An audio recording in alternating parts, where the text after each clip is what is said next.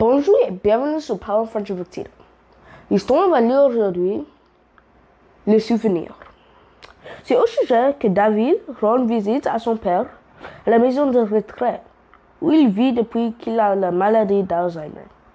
Sur le chemin, il repense aux quelques mois qui ont précédé l'installation de son père dans cet endroit. La façon dont la santé du vieux homme avait décliné depuis la mort de sa mère.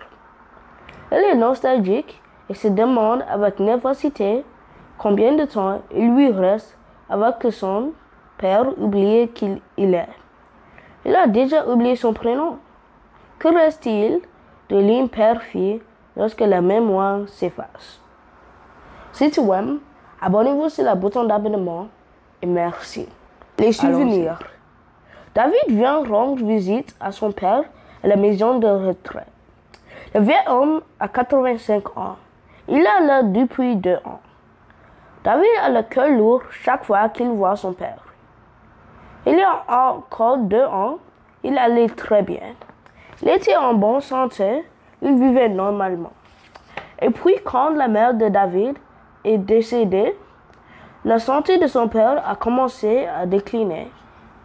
La famille s'est rendue compte que la veuve prend la tête.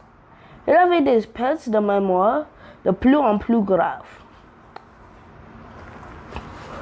Au début, le père oubliait la date, ou simplement qu'il avait pris un rendez-vous chez le coiffeur ou le médecin.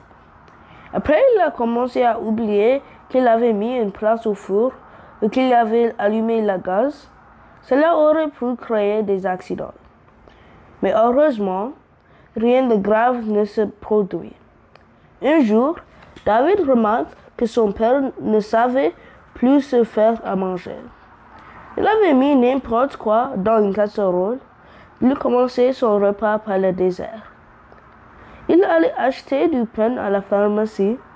Il avait plaisanté en lui disant que si ça continuait comme ça, son père allait s'habiller et mettant ses chaussures avant d'enfiler ses chaussettes. La situation est devenue plus inquiétante lorsque David a remarqué que son père oubliait de se laver et de s'habiller. Il ne se restait plus, ne savait plus se brosser les dents. David avait été pris de panique à l'idée que son père oubliait de boire ou de manger. Un jour, la sœur de David est venue rendre visite à son père. Elle ne l'a pas reconnu. Il fallait alors se rendre à l'évidence que ses enfants avaient pris pour de la dépression et c'est beaucoup plus grave que cela. Le médecin devrait le soigner pour la maladie d'Alzheimer. Il devrait réapprendre à faire les choses du quotidien, comme se doucher, ouvrir et fermer sa porte à clé. Pour le reste, les enfants du vieux homme avaient engagé une dame pour faire le ménage et ranger un peu. Puis un autre pour faire les courses. Une infirmière passait de temps en temps s'assurer qu'il prenait ses médicaments, se nourrissait et s'hydratait convenablement. David essayait de passer le plus souvent possible pour aller se promener avec son père et regarder la télévision avec lui.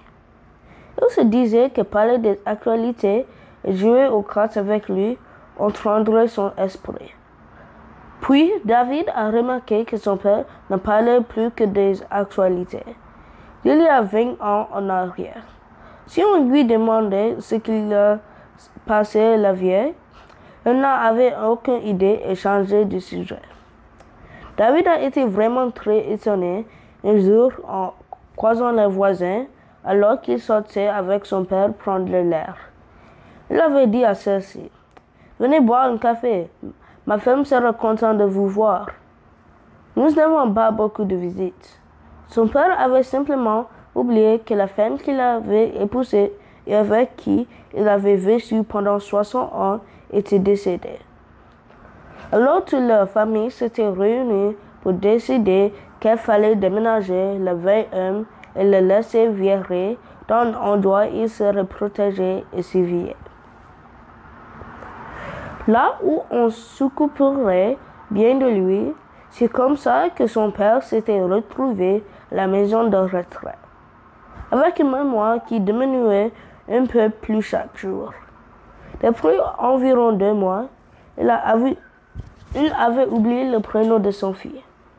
David, c'est pourtant un prénom simple. Le père confondit son fils David avec son petit-fils Joseph et parfois avec son frère André. Mais il était toujours content d'avoir de la visite et de le voir. C'est pourquoi David continuait à y aller. En prenant une grande respiration et en serrant contre lui la boîte de chocolat que venait lui apporter, David frappa à la porte et entra. « Bonjour papa. Bonjour monsieur.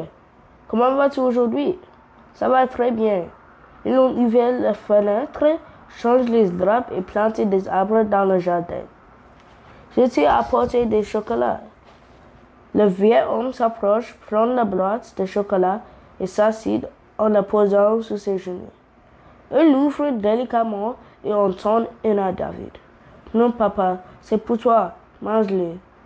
Prends un alors, c'est ton préféré. » Tu te souviens de ça? Lui dit David, très ému et étonné. Tu sais, j'ai peut-être oublié ton prénom. J'ai sans doute le cerveau qui déraille par moments. Mais il y a une chose que je n'oublierai jamais. C'est le jour où mon petit garçon, avec sa première pièce d'argent de poche, gagnait en lavant la voiture et rentrait à la maison tout fier en montrant le chocolat qu'il allait acheter. Tu l'as gardé près de toi sur ton oreille pendant plusieurs jours avant de la manger. Pourquoi qu'il dure plus longtemps, j'imagine? David s'y mit à pleurer. Il avait complètement oublié. Merci.